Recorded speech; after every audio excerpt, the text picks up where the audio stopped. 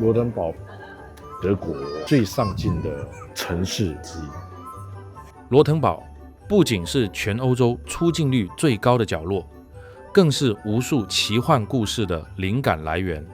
從迪士尼的《木偶奇遇記》到哈利波特的魔法街區，以及傳說中的耶誕村，在這裡每個角落都像是奇幻場景。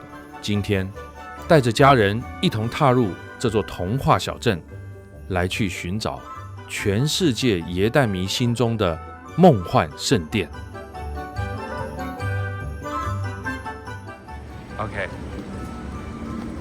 Rothenburg。爸爸，我来帮你摄影。爸爸，我现在帮你摄影。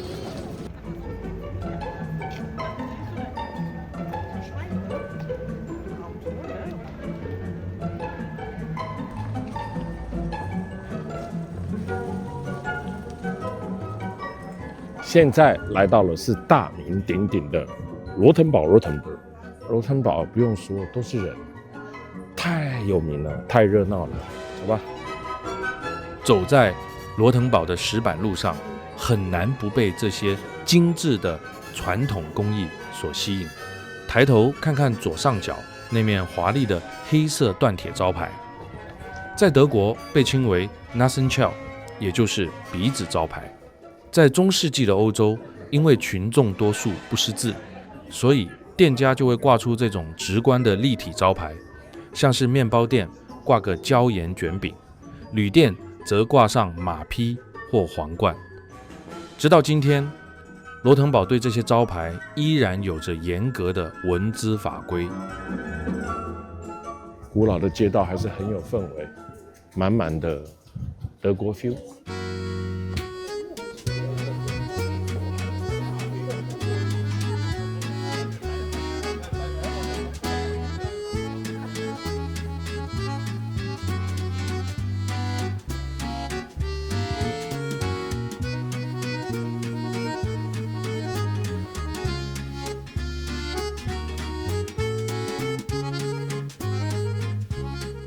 羅滕堡中古世紀保存最完整，是目前在整個德國最受歡迎的一個景點，尤其是到了 Christmas， 哇哦 ，amazing！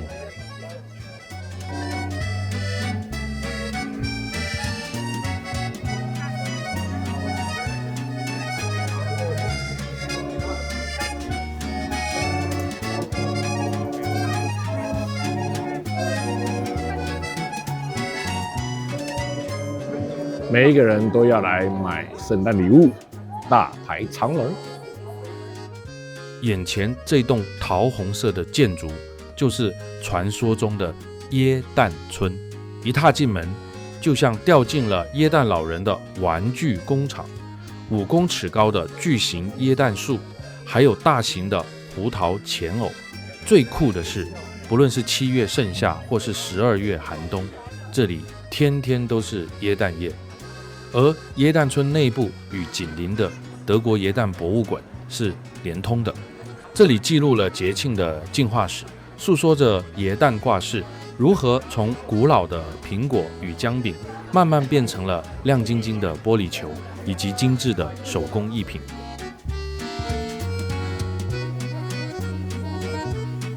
很快樂，你會不會覺得？聖誕節真的是滿滿的童話 feel。當歐洲多數市集正沉浸在慶祝耶誕老人降臨時，羅滕堡則擁有一位專屬的守護者——羅滕堡騎士。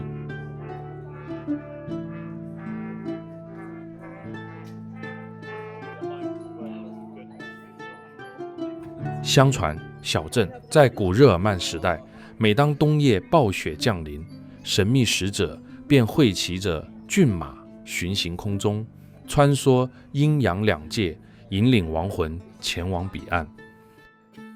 隨着時光流轉，這位暗夜裡的引路人慢慢卸下了神秘面紗。如今，居民們相信，在耶誕夜裡，這位守護神會悄然現身，為這座小鎮送上最溫柔的禮物與祝福。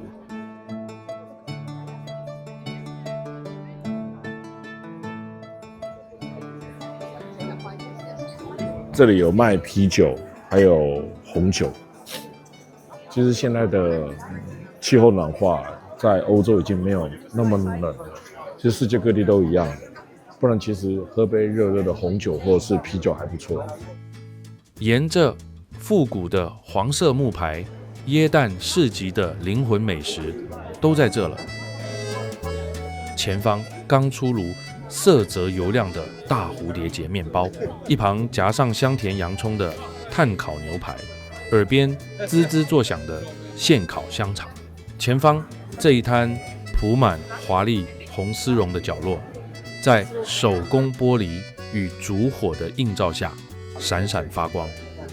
市集中許多工藝攤位都來自獨立藝術家或是傳承幾代的家族手作坊，這裡賣的是獨一無二的節慶溫度與歲月積累的匠人巧思。看，這個就是賣德國香腸，人真的好多。越大的景點，越知名的景點，人就是特別的多。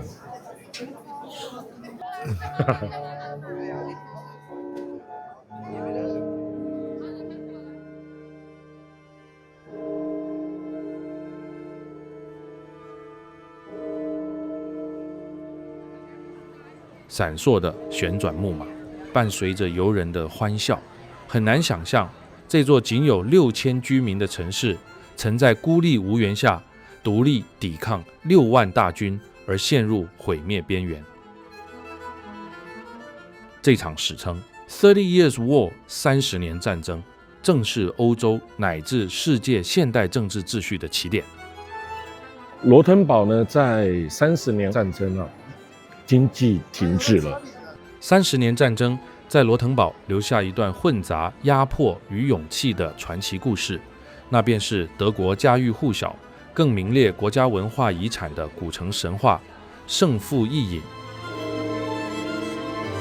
當年6萬大軍攻破城門，憤怒的提利將軍下令將所有議事官員處以極刑，並打算焚毀羅滕堡。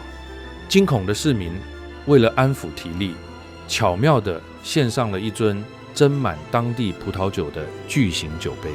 品嘗後，提利帶着酒意笑道：“如果城中有人能把這杯酒一口氣喝乾，我就饒過你們的議事官，也不焚毀這座城市。”就在生死存亡之際，老市長努什站了出來，拼盡全力，竟將3公升多的烈酒一飲而盡，最終陷入昏睡3天3夜，奇蹟般的守護了市民與羅滕堡。羅滕堡 ，Amazing。在戰火與劫掠下，這座傲立於神聖羅馬帝國的自由之城變得一無所有。豈料更致命的死神隨之悄然降臨，那便是黑死病鼠疫。至此，羅滕堡僅存一席。也因為這樣子，所以它保留了13到17世紀最原始的防禦式的街道，還有這些木屋、市政廳廣場、這些石板路那讓羅滕堡變成了德國最上進的城市街道之一。也正因如此，古城最純粹的中世紀面貌被原封不動地封存了下來。直到19世紀，當浪漫主義的文人與畫家們驚嘆這座睡美人的存在時，羅滕堡才在世人的目光中再次煥發出如寶石般的耀眼光芒。